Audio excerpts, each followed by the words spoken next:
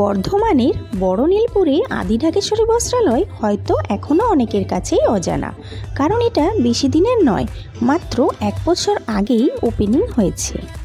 Hello everyone, আমি দোলন আর এডি লাইফস্টাইলে সকলকে স্বাগত জানাই। আজকে সকাল সকাল বেরিয়ে পড়েছি, বর্ধমান যাব। সামনেই ভাইয়ের বিয়ে, যেহেতু সেজন্য একটু শপিং করতে বেরিয়ে পড়েছি। আর ভিডিওটি স্কিপ না করে প্রথম থেকে শেষ পর্যন্ত দেখতে থাকো, আর ভালো লাগলে চ্যানেলটি লাইক করে একটা কমেন্ট করে জানিও। আমরা যখনই কোথাও যাই না কেন, এই দুর্গাপুর ব্যারেজটা আমাদের পেরোতেই হবে। ওই যে দেখা যাচ্ছে শাহবাবুর আদি ঢাকেশ্বরী বস্ত্রালয়। আমরা লিফটে করে চলে গেলাম একেবারে 2nd ফ্লোরে। সমস্ত শাড়ির প্রচুর কালেকশন রয়েছে।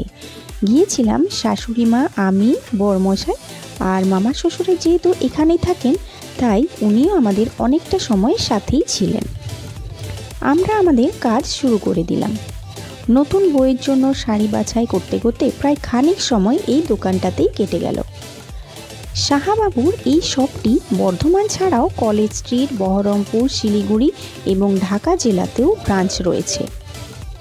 শাড়ি ছাড়াও লেহেঙ্গা, ছেলেদের সুন্দর সুন্দর পাঞ্জাবি, এছাড়াও বিয়েবাড়িতে তত্ত্বে দেওয়ার মতো জামা, প্যান্টের ছিটও পাওয়া যায়।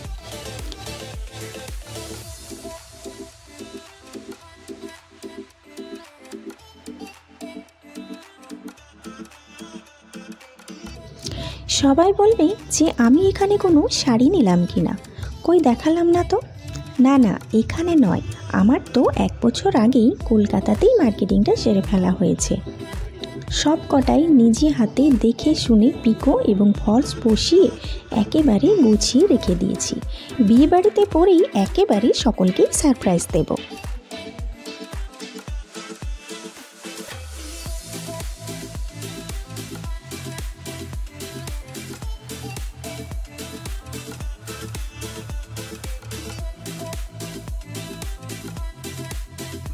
আমাদের সমস্ত কেনাকাটা হতেই গাড়িতে ব্যাগপত্র রেখে দিয়ে চলে গেলাম শ্রী লেদার্সে জুতো নিতে। এখানের কালেকশনগুলো ভালো, ছোট থেকে বড় সবার জন্যই দারুণ দারুণ ডিজাইন সব।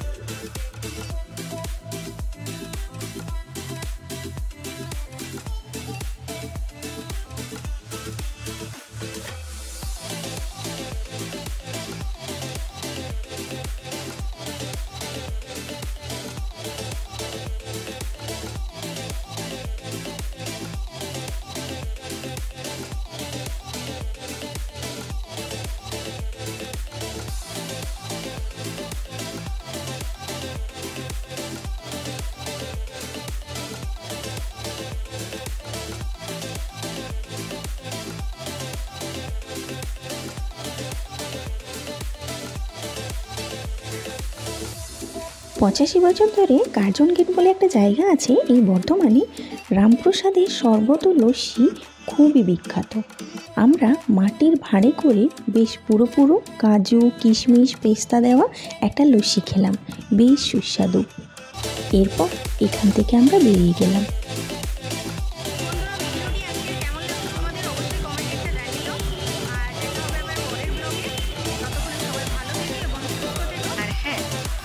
সাবস্ক্রাইব করতে একদম ভুলো না, আর পাশে থাকা বেল আইকনটি প্রেস করে দাও, যাতে আমার ভিডিও আপলোড হওয়ার সাথে সাথে তোমাদের কাছে তার নোটিফিকেশনটি তাড়াতাড়ি পৌঁছে দেয়। বেলিয়াতোড় বলে একটা জায়গা রাস্তাতেই পড়ছে।